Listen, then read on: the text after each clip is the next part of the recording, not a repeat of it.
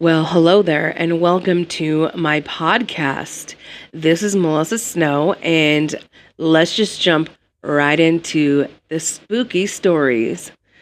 I'm going to be reading this story, and it's called Botched Exorcism of Kennedy Ife. In August 2016, Kennedy Ife, 26, of northern London, reportedly started acting strangely and aggressively after experienced throat pain.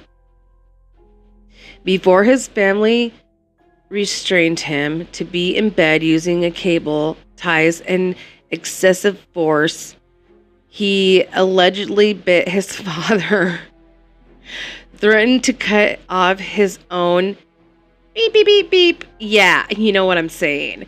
And spoke of having a python or a snake inside of him. My goodness. According to his brother, Kennedy needed to be restrained because he would hurt others and himself or his family members. After Kennedy had been confined to his bed for 3 days, his brother called emergency services. Why did they wait 3 days? I don't understand that. And explained that he had been complaining of dehydration. Yeah, because you left him in bed for 3 days and you didn't give him anything. When the emergency service arrived, he was pronounced deceased at 10:17 a.m. The court was informed that the family spent those 3 days trying to heal Kennedy through restraint and prayer. All 7 of Kennedy's Ife relatives were changed in manslaughter, false imprisonment, and allowing a vulnerable child to pass away. And Kennedy's Ife's body had over 60 wounds, including what seemed to be a bite. On March 14, 2019, following the 4-day jury deliberation, that's what it says, deliberation, sorry, all 7 family members were found not guilty of manslaughter. Well, they tried to do whatever was best for him. For 3 days, though, I've heard of this story. It's a true story. I've seen the documentaries on it. I've seen the movie. I'm sure the movie twisted it up a little bit. Yeah, so if you're gonna leave a kid there for 3 days and not give him anything because he's having problems, of course he's gonna pass away. You know? I just don't understand it. I don't understand people. I don't get it. That's something that should be on a shirt. I don't understand people. I don't get it. I'm just kidding. No. So on to the next story.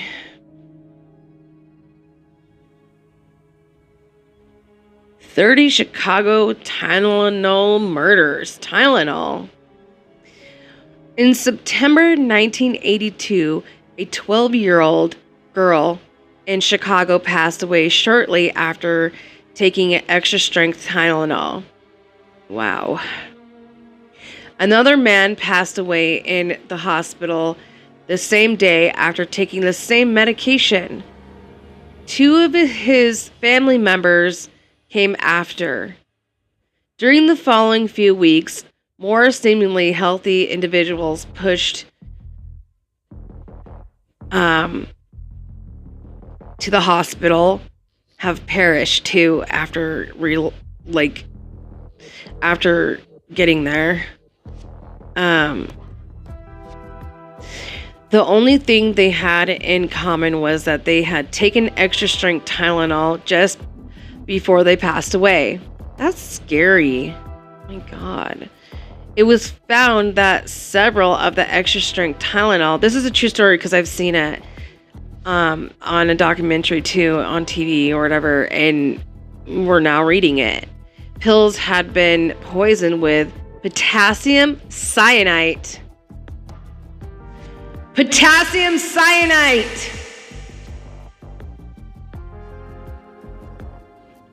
The letter can be lethal within 15 minutes of exposure, as interferes with the body's ability to unutilize oxygen. Wow. After information became public, Johnson & Johnson ran multiple advertisements using consumers to bin the product.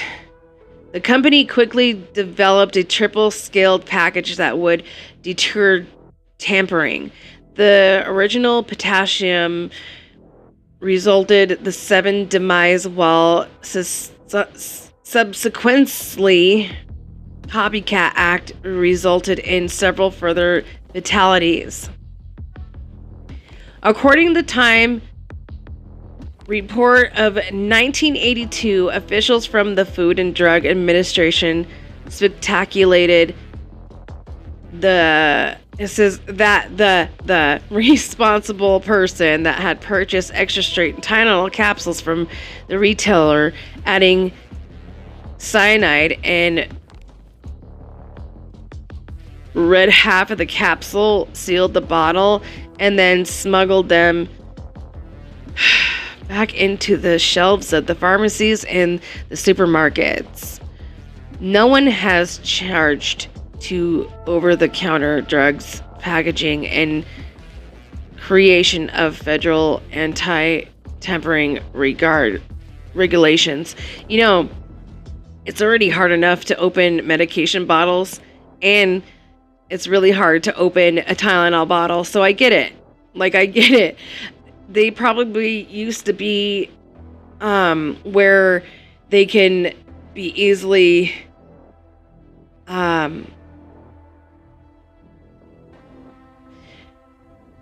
opened before. Okay, here is the true story of my state of Washington and Oregon. It's called the Green River Killer. This is the guy that I was trying to remember in my last story. It says Gary Ridgway, now 73, from Washington, Oregon, and convicted of 49 and 14 to 38, suspected of the last 71 homicide, making him one of the deadliest serial killers in America. Allegedly, most of Ridgway's victims were ex-workers and other women in, I know people that had, I know someone that had a sister and she was a ex-worker.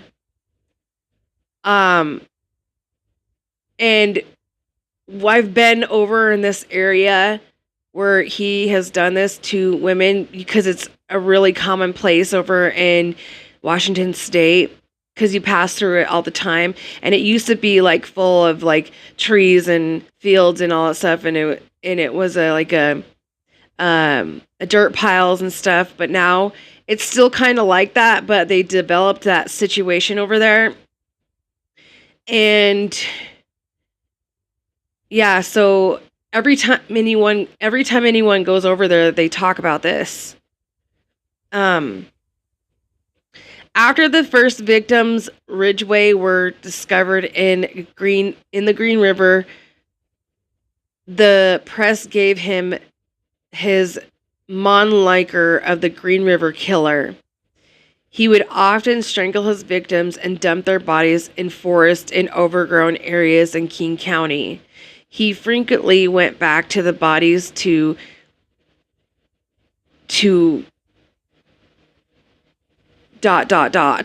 them. He was spared. That's disgusting. He was spared the most extreme potentially and given the life sentence without the possible parole as a part of plea arrangement, where he agreed to provide the locations of still missing women. There's still missing women that they haven't found. Ridgway later admitted that in his testimony that he had lost count of the numbers of people he had slain. So this guy, Gary Ridgway, he was a well-known person around the Washington state, and I think he had his own business. I'm not sure about that, but if you go into the certain area, it doesn't matter if it's been like years and years and years. People are gonna be like, oh, isn't this where this happened? So maybe I can go over there and take my cameras and show people where that was. And maybe we can do like a ghost thing or a YouTube ghost, whatever you want to call it, the ghost tube. Amy's Crypt, ghost tube. Shout out to Amy's Crypt and shout out to all her stuff that she's done, the ghost tube and everything. Yeah. So that's a story that is in my state.